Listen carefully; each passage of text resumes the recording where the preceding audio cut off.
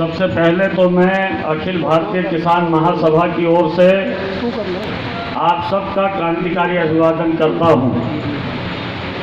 मुझसे पूर्व हमारे तमाम वक्ताओं ने विस्तार से आपके बीच बातें रख दी हैं। मैं चंद बातें आपके बीच रखना चाहूँगा। आज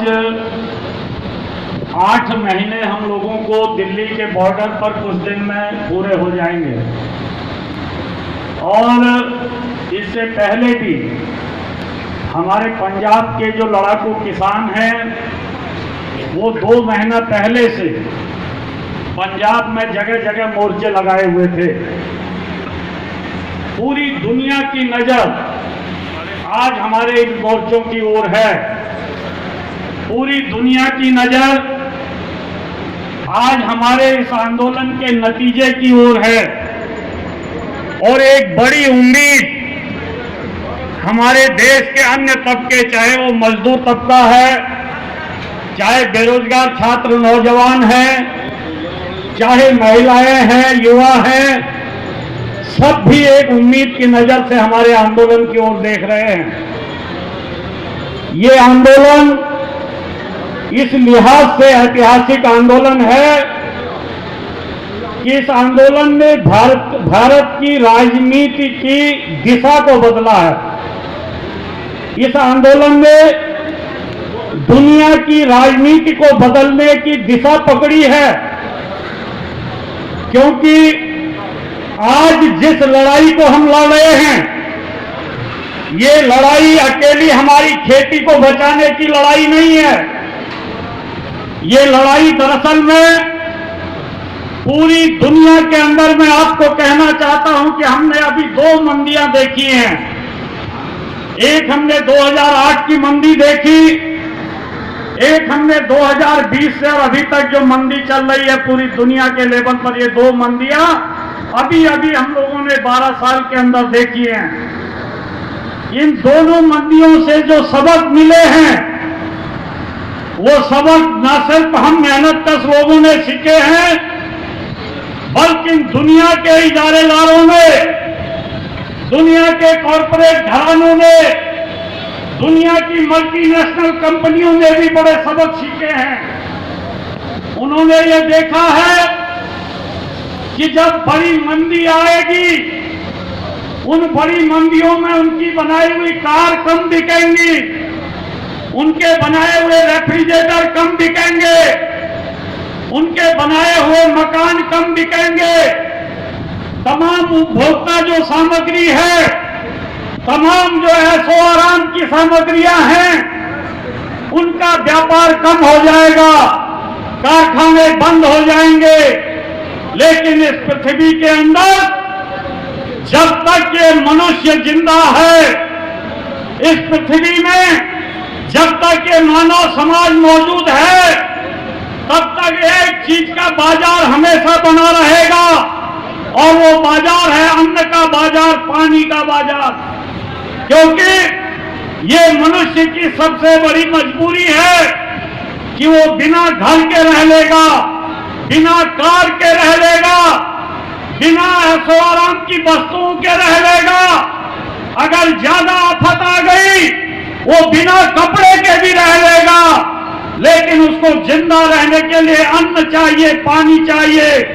और इसलिए आज पूरी दुनिया के अंदर, यह अकेले भारत में नहीं हो रहा है, भारत का किसान तो लड़ रहा है इन सवालों के लिए को लेकर के। लेकिन पूरी दुनिया के अंदर जो आज साम्राज्यवादी ताकतों के दबाव में, WTO के दबाव में जो नीतियां ला दी जा रही हैं, वो यही नीतियां हैं कि हमारी खेती पर, हमारे अन्न के बाजार पर, हमारे अन्न के भंडारण पर बड़ी मल्टीनेशनल कंपनियां और बड़ी कॉरपोरेट कंपनियां कब्जा करना चाहती हैं। और जब उनका कब्जा हमारी खेती पर हो जाएगा, जब उनका कब्जा हमारे अन्न के भंडार पर हो जाएगा, जब उनका कब्जा हमारे रिटेल बाजार पर हो जाएगा, तब उसका नतीजा क्या होगा, ये हम किसानों से बेहतर और कोई दूसरा नहीं समझ सकता है। हमारे किसान बेहतर तरीके से जानते हैं कि आज हमारा जो बीज बाजार है, हमारे घर के बीज एक बड़ी साजिश के तहत खत्म कर दिए गए। ज्यादा उत्पादन के नाम पर, अच्छी क्वालिटी के नाम पर हमारे घर के बीजों को खत्म कर दिया गया। कंपनियों के बीज धीरे धीरे हमारे जरिए हमारी खेती में प्रवेश कराए गए। और आज क्या हालत है, आज जब हम शिमला मिर्च का बीज खरीदने बाजार में जाते हैं तो 10 ग्राम का पैकेट मिलता है अच्छी क्वालिटी का 1400-1500 रुपए का। क्या भाव हो गया, 1.5 लाख रुपया किलो हो गया। हमारा वो टमाटर, वो जो है गोभी, जिसको भाव न मिलने पर हमको सड़क पर कभी फेंकना पड़ता है, उसका बीज हमें 250 रुपए के 10 ग्राम से लेकर के 800 रुपए का 10 ग्राम तक खरीदना पड़ता है। यानी 25,000 रुपए किलो से लेकर के 80,000 रुपए किलो हमको वो बीज खरीदना पड़ता है। इसलिए कि बीज बाजार पर दुनिया की बड़ी जो मल्टीनेशनल कंपनियां हैं, करगिल और मोसंतो जैसी कंपनियां, इन कंपनियों का कब्जा हमारे भारत के बीज बाजार पर हो गया है। और इसलिए जब हमारे बीज खत्म हो गए और उनके बीज हमारी खेती के लिए मजबूरी बन गए, तो आज वो बीजों को इस तरीके से जो है बीज के जरिए हमको लूट रहे हैं। कल आप समझ सकते हैं कि जब पूरी खेती और अन्न का भंडारण उनके हाथ में आ जाएगा इन कानूनों के बाद, फिर क्या नतीजा होगा। कल को नतीजा ये होगा कि ये कॉर्पोरेट अति मुनाफे के लिए अन्न को बेचेंगे। अगर गरीब की थाली में भोजन देने से उनको ज्यादा मुनाफा होगा तो वो गरीब की थाली में भोजन भेजेंगे। अगर उनको इथेनॉल और शराब बनाने से ज्यादा फायदा होगा तो वो जमीन में अन्न पैदा करेंगे, अपने गोदाम में भरेंगे और शराब और इथेनॉल की फैक्ट्री खोल करके उस गोदाम से अन्न को सीधे शराब और इथेनॉल की फैक्ट्री में भेज देंगे, लेकिन गरीब की थाली में भोजन नहीं आने देंगे।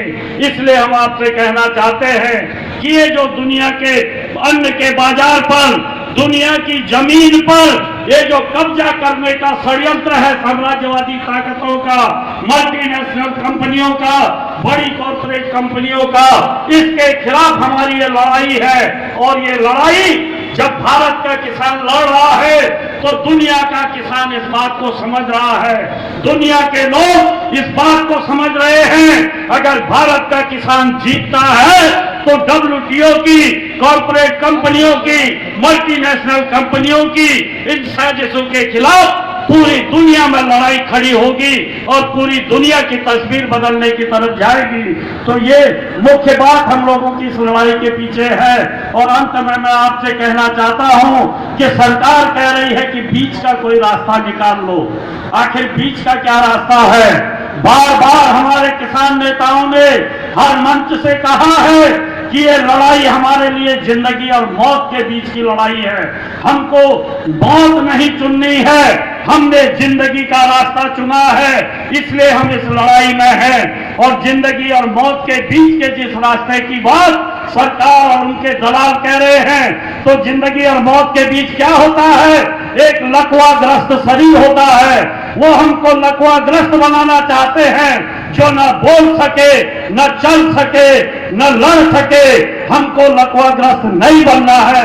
हम एक जिंदा कौम बने रहेंगे। एक बेहतर जिंदगी की लड़ाई के लिए इन 3 कानूनों के खिलाफ और साम्राज्यवादी ताकतों की साजिशों के खिलाफ अपनी लड़ाई को जारी रखेंगे।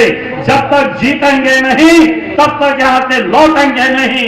इसी संकल्प के साथ आप सबका धन्यवाद।